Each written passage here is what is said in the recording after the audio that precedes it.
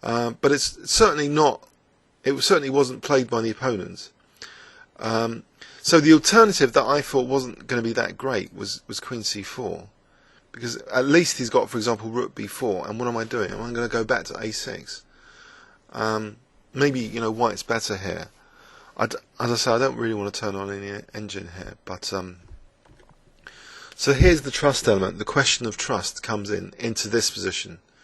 Do you trust the opponent because they've just spent ages with this move, which seemingly gives up a pawn, but you think there's compensation.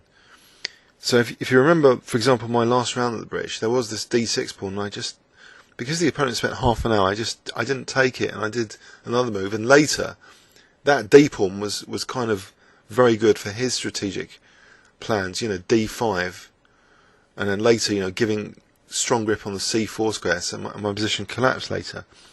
So the question is, trust is vital. If the opponent's going to spend a long time on a move, giving you material, do you trust them or not? I think it's healthy not to trust the opponent usually, just to look for yourself in the position. And I think all these three angles that I'm mentioning in this video, trust, catch-up and cynicism, I don't think they exist in correspondence-style chess.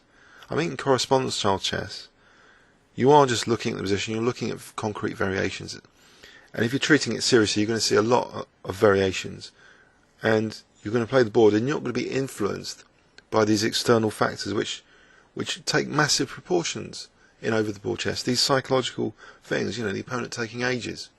So anyway, the opponent has like a minute now, because of this time investment, for about 20 moves. So I take on A7. I call his bluff. We haven't come up to the catch-up, by the way, if you're wondering yet. So it's soon. Rook HB8. Now here we have actually another aspect of the three angles. Cynicism. I was wondering about doing a positional sack, even from this position, my queen's stranded over on the queen side. So how can I do that? Well, I could, for example, try and sack the B2 pawn. I could play this, Queen A4. So, for example, Rook takes B2, Rook takes B2, Rook takes B2. So I could actually let the opponent's Rook come to B2 and treat this as, oh, I've just done a positional sack, because now, for example, I might have Knight E4. So Knight E4, if Knight takes E4, Queen takes C6 and taking on E4, I might be okay. On the other hand, he's got all sorts of resources here.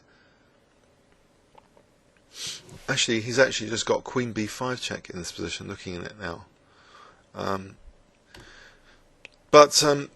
The things that were floating around in my mind last night, around this allowing Rook, coming to B2 to sack the B pawn. Well, basically, is it being, a positional sack for the sake of a positional sack? And this is where the cynicism angle comes in. When I've lost in tournaments recently, I have sometimes an over enthusiasm to do positional sacks, and not realizing so clearly that the big problem with playing in an exciting way is that the opponent can also play in an exciting way and counter sack. So even if there wasn't Queen B5 as a resource, or Knight E4, potentially there's lines with Rook takes D2 check and Queen takes F3. So if the opponent has counter sacrifice possibilities, that's where cynicism comes in, because you really, I think, to reduce this bias of that you want to play exciting dynamic sacrifices, I think it's important to be cynical of them, to think, well, the opponent can always counter. So that's the cynicism bit of this video that I just wanted to talk about as well. So trust, catch up and cynicism. So talked about two so far. So this is why I played actually just a meek looking move. I conceded some dark square weaknesses actually. after this. I just played b3, which actually Rybka kind of liked. But it is weakening these dark squares, and potentially I thought bishop b4 was going to be dangerous. To my surprise and relief, I'm not being punished with the queen being stranded, and certainly not with my opponent's next move, because he releases some protection from c6. He plays king d8. I mean, I was really expecting bishop b4 here, because all of a sudden, this can get kind of dangerous. For bishop c3s, I thought, and knight e4s. But actually, here are some fascinating variations which also Rybka came up with. That if I tried a3, I can actually literally get my queen trapped now. With king c8, something like king c8. Is it here, king c8? Or might be after first kicking the queen. Bishop b4, sorry, a3. Kick the queen. I think this is what I saw.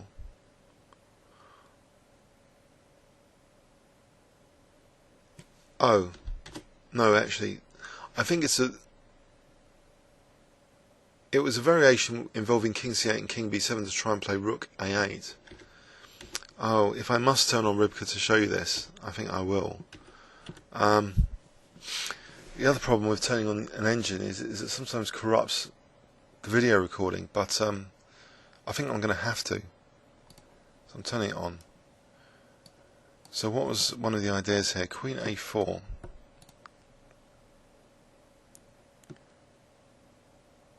Oh, king c8 here. So now I have a3. Yeah, it's just king b7. And my queen's getting checkmated with rook a8 if I'm not careful. But there was a beautiful variation I saw last night as well, which is better than this potentially. So after b3, the key question is bishop b4. But I think knight a4 is interesting. So queen b4, queen b5, there might be rook c4. But let's look at this. So this was an interesting queen sack line. Here, queen takes b8 is the queen sack line. Queen takes, rook takes, and now I've got a big threat of knight c5 as well. So knight c5, and white actually might be better here after knight takes, for example. So white's got two rooks to the queen and might be better slightly. So anyway, I really didn't want to do that, but it was kind of amusing that the variations existed, turning that off for actually trapping my queen. So it was a far from clear-cut game so far. I've greedily won the a pawn. I've denied myself any positional sacks on b2. Trying to be cynical of such a sack. The third element that I wanted to talk about hasn't come up yet, but it's coming up soon. So king d8, queen a4. So my queen's actually re-centralising. So I suppose it's like when I emphasised that Carlsen was winning the a pawns in his games, and then he was re-centralising after, if you looked carefully. So it seems the a pawn had a profound influence, just winning it, because I don't know, it destabilises the opponent's position in some way. But here, the opponent trying to regain material commits an interesting blunder. He plays queen takes h3,